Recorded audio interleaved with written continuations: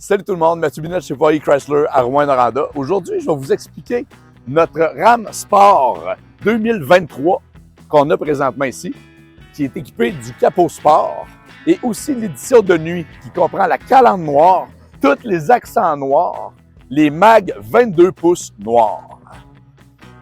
Côté moteur, sous le capot, on a un moteur EMI équipé du e-Torque. C'est un moteur à hybridation légère, c'est-à-dire un moteur générateur de 48 volts qui donne jusqu'à 130 livres pieds de couple de plus pour le moteur EMI. Et dans le moteur Pentastar 3.6, c'est 90 livres pieds de couple de plus. On a ici le chauffe-moteur qui est ici. Il n'est pas très long parce qu'on l'installe ici. De cette façon-là, le matin, quand vous décollez, si vous vous asseyez côté conducteur, vous le voyez si vous l'avez oublié. Donc, moins de risque d'arracher le fil. Ce RAM est équipé de l'équipement de remorquage, c'est-à-dire les miroirs de remorquage, les freins de remorque et l'attache-remorque catégorie 4. Côté passager, on a siège électrique passager, on a 2 coffres à gants, beaucoup d'espace de rangement, ainsi qu'une grande console centrale avec beaucoup d'espace de rangement. En arrière, on a une grande porte, 3 grands sièges. Donc, 3 adultes est assis confortablement en arrière. Il y a 6 pouces de plus que dans la génération DS.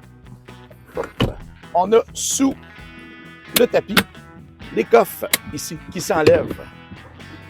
De cette façon, on peut en garder un propre. On peut s'en servir de glacière. En arrière, les sièges en cuir sont chauffants.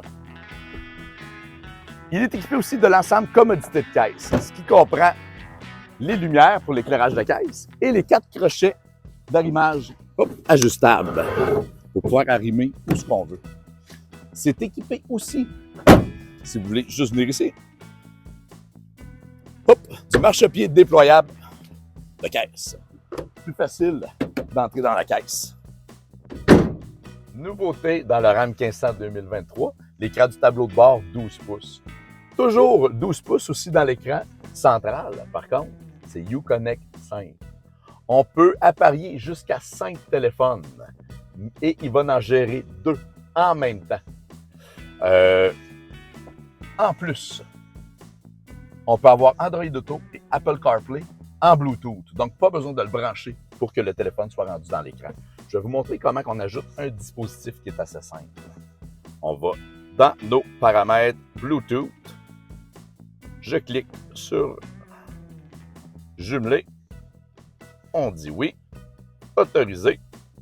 C'est pas plus compliqué que ça. Maintenant, Apple CarPlay est directement dans l'écran. Et voilà. C'est rapide, facile. Côté confort, on a bien sûr siège chauffant, volant chauffant, mais on a aussi les sièges ventilés. Divertissement, on a le système de son Harman Kardon, 19 haut-parleurs avec une caisse d'extrême grave. C'est un des meilleurs systèmes de son sur le marché. Côté technologie, on a le chargeur iQ. On fait juste déposer notre cellulaire ici et ça charge automatiquement. On a l'énorme toit panoramique.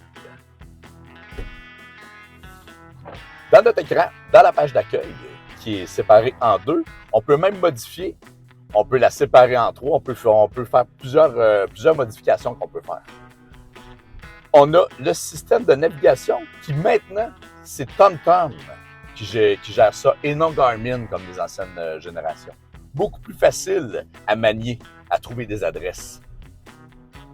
Quand on arrive, comme présentement sur une lumière rouge, le moteur arrête dès qu'on touche au frein. C'est pas une nouveauté, beaucoup de modèles font ça. Et quand on décolle, c'est le moteur générateur qui décolle. Aucun contre-coup, on n'a rien entendu, on n'a rien senti. Beaucoup plus doux que quand c'est le moteur qui décolle. Et aussi, c'est plus économique. Du pavillon, le toit ouvrant qui est ici, on le rouvre. Et quand on le rouvre, on a 2 ouvertures. La première qui va arrêter ici. Et quand on le il retouche une deuxième fois, il rouvre au complet. On le referme. On peut aussi seulement faire une petite ouverture qu'on appelle le tilt. On le referme. On peut complètement fermer le panneau si on trouve que c'est trop clair, que le soleil est trop chaud. Le dernier bouton du bout, c'est pour la vitre arrière. L'ouvrir. Et on peut le refermer.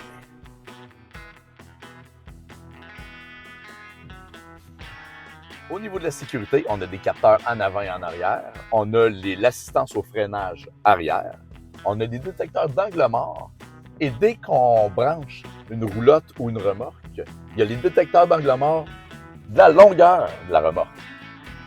On a le détecteur de pluie. On a l'atténuation automatique des phares pour la nuit. Il est très, très bien équipé. Alors, je vous remercie de m'avoir écouté. Je vous demande de double-cliquer sur mon vidéo, de le partager. Et si vous avez des questions ou vous voulez en savoir plus, contactez-moi, Mathieu, le merveilleux.